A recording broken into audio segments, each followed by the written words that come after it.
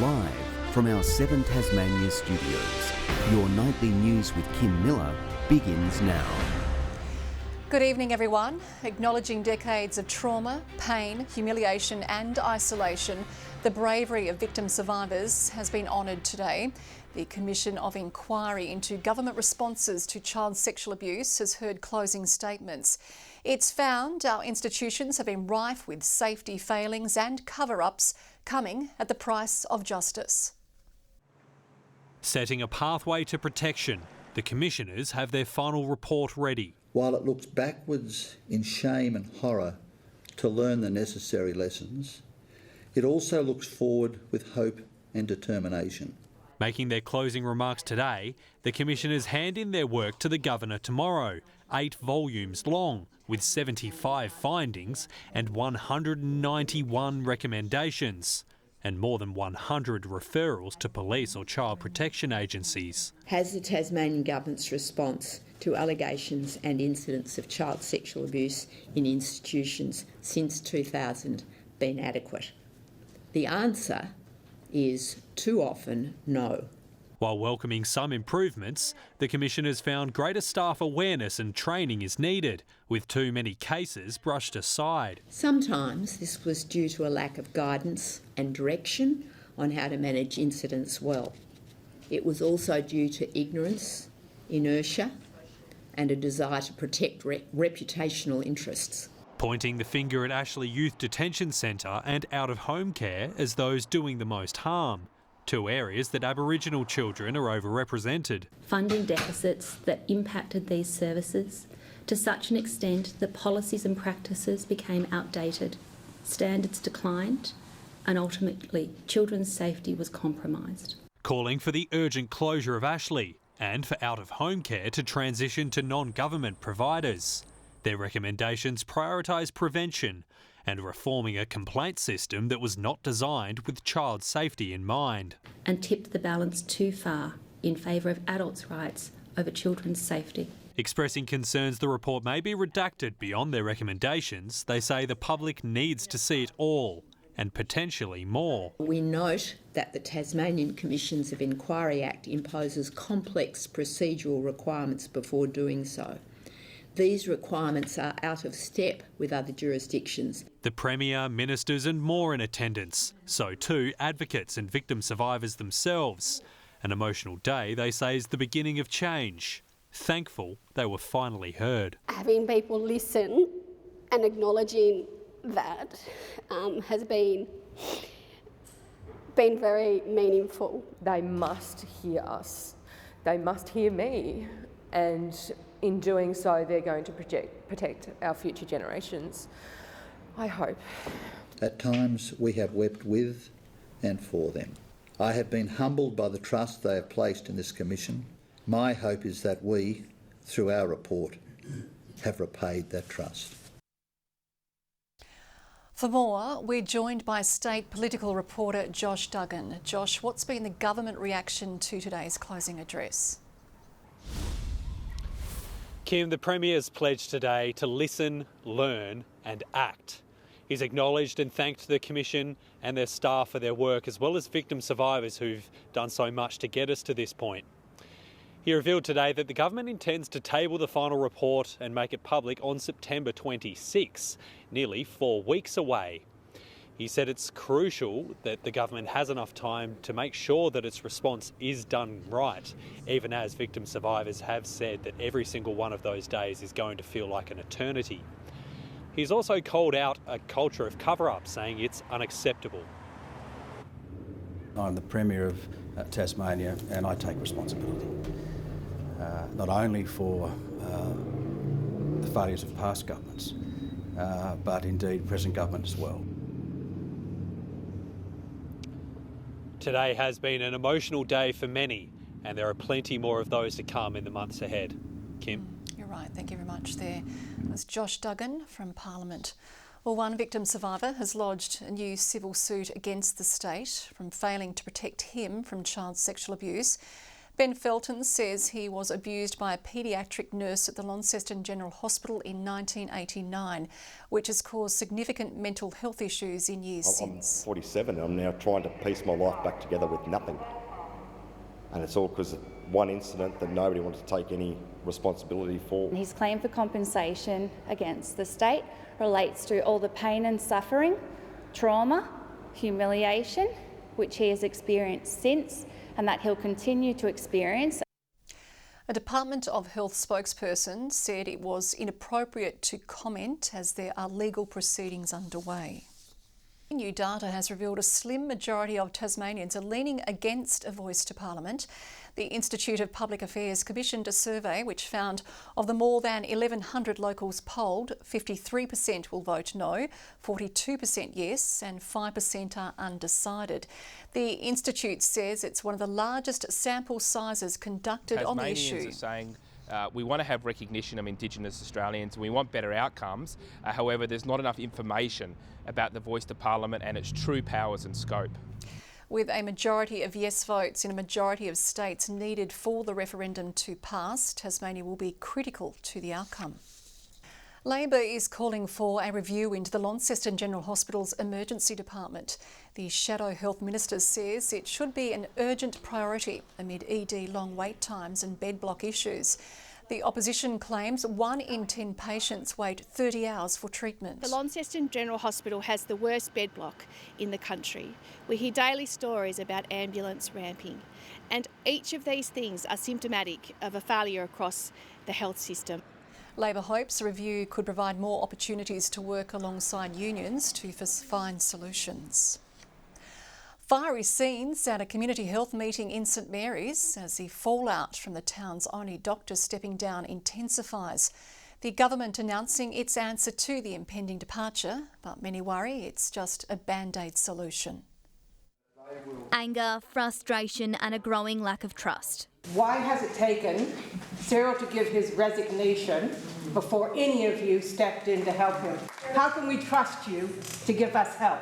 The feeling shared among dozens of fed-up locals who put their questions directly to those in charge, demanding answers after St Mary's only GP resigned, fearing for his own health. There was a lot of pent-up anger at the ministers and at the State Department of Health over how long it took and how much they stuffed around our doctor that we love.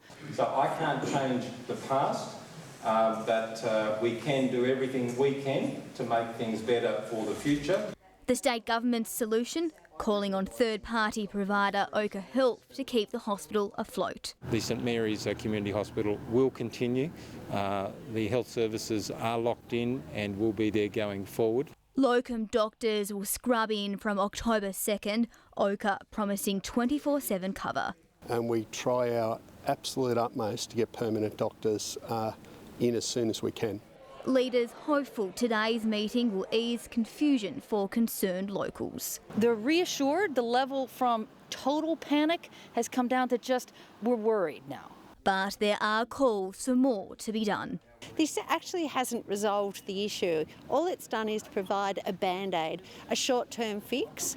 While today's solution has been cautiously welcomed by the local community, questions remain over the future of the GP practice. It's on the brink of closure, with Dr Latt still looking for a buyer. Hopefully it doesn't have to close. Hopefully we can just continue on a good primary care service. We want to build on our commitment. We want to deliver better rural and regional health services for this local community. Victoria ESO 7 Tasmania News.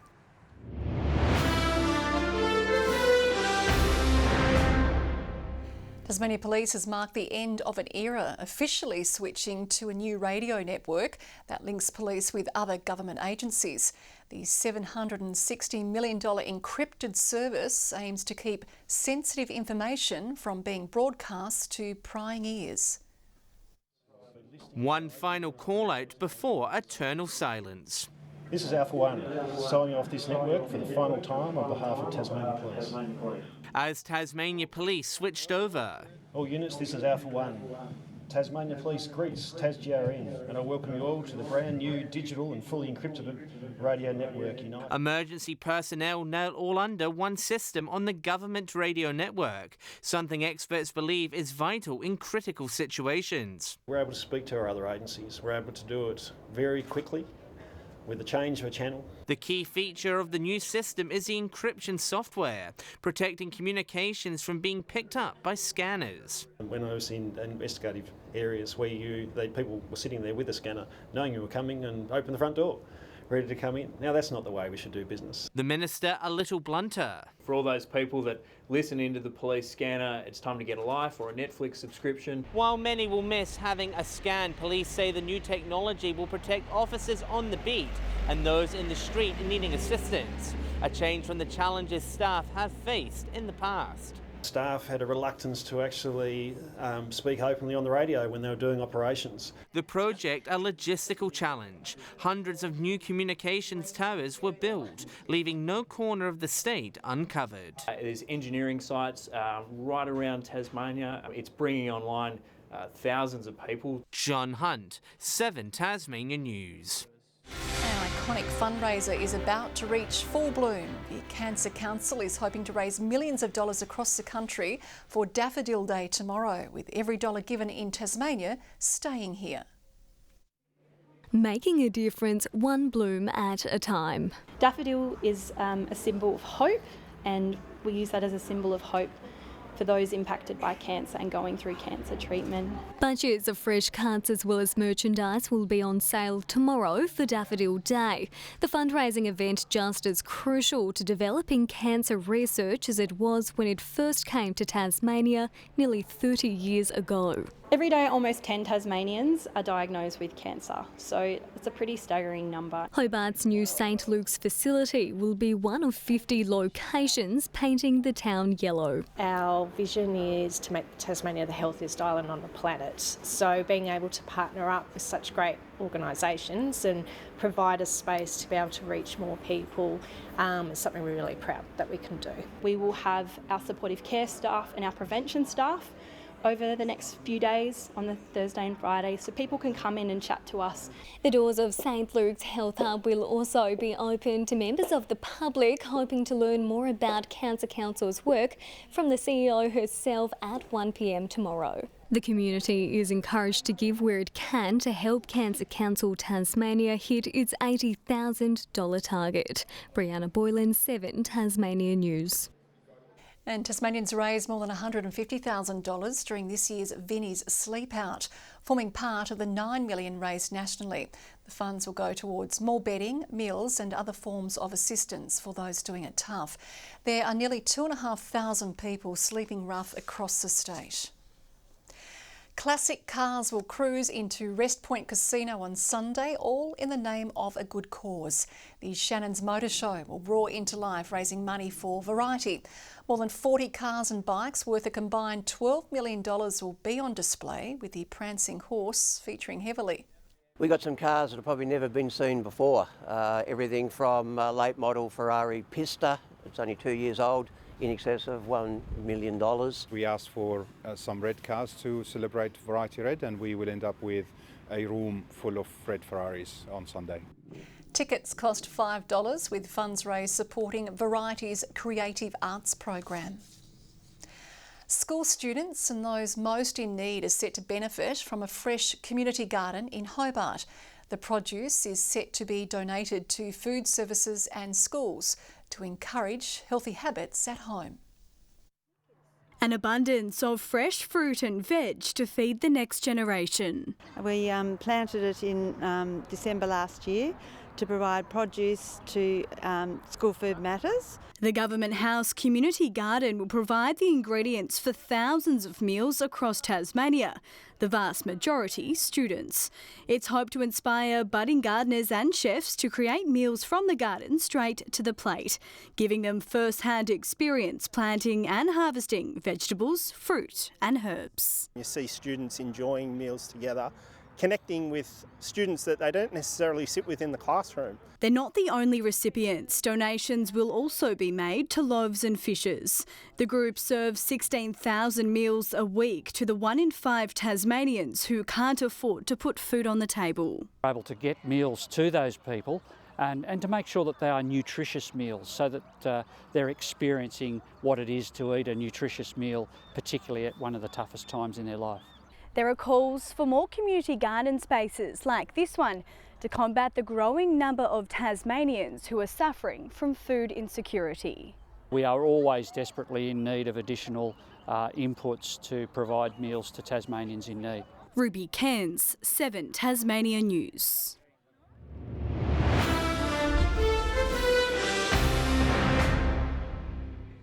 Caleb Jewell has been in the thick of the action as Australia A battle to avoid a loss to New Zealand A. The Tasmanian helping dismiss rising Kiwi star Josh Clarkson, holding this catch to help send him on his way for 6. It was one of the few highlights for Australia, with the Kiwis reaching 468, setting Australia a monster target of 353 to win. Jewell was needed early in the home side's second innings, but reached 9 at the end of the day. Australia are 1 for 31 at stumps. And the Jack Jumpers are back in action tonight, hitting the court for a second pre-season match against Melbourne United. Currently playing in front of a sellout Elfin Stadium crowd, they'll be hoping to go 2 from 2 after a win in Ulverston on Monday. The game has just hit quarter time, with the Jackies trailing by 2 points. Good evening. Hobart and Burnie 15 today. Launceston, Devonport and Bushy Park all on the state's high of 17. Temperatures around or just above average. Friendly Beaches 16, St Helens and Flinders Island 15, King Island and Grove 14 and Strawn 13 today. Now after the front cross, the skies did clear over the north, in fact, cloudy elsewhere. Bit of rain last night too. Pyengana 40 millimetres to 9 a.m. and then since then Lake Margaret registered 7. Now here's the front to our east with remnants over Victoria and New South Wales. An onshore flow has the cloud over the southern coastline of the country. Tomorrow another front shoots through in the morning, shifting the winds cooler west-southwesterly and quite strong too, up to 25 to 35 knots and to 40 knots over southern waters with a 5 metre swell. So we have a gale warning, that's from Tasman Island to Low Rocky Point, a strong wind warning for remaining coastal waters and the southwest lakes. Minor flood warnings for the north and south Esk rivers. Tomorrow for Hobart, 15 with a shower or 2. Showers easing from Cygnet, 13 the top and 14 the high for New Norfolk. Launceston, 16, a morning shower clearing, 15 for Devonport, a shower for Campbelltown and 14 the maximum. Burnie a high of 14 with a shower or 2, the winds picking up, 13 for Strawn. Showers easing from Smithton, a top of 15 degrees. St Helens tomorrow a high of 17. Swansea partly cloudy, 15, a bit cooler for Fingal. On to Friday, fine and partly cloudy and a cool start to spring. Cold early on Saturday, but a fine mostly sunny day to follow. And on Sunday, temperatures on the rise with the weekend continuing to be fine. 28 in Perth and looking good. Cloudy in Adelaide, a shower for Melbourne, both heading for 16. 19 in Sydney and a shower there. A possible storm on the way for Brisbane. And good news, mostly clear right around the state. Hobart currently 9 degrees, Launceston 11 and Devonport 9 degrees. Must shout out to the Cancer Council for the great work they do in our community, Kim.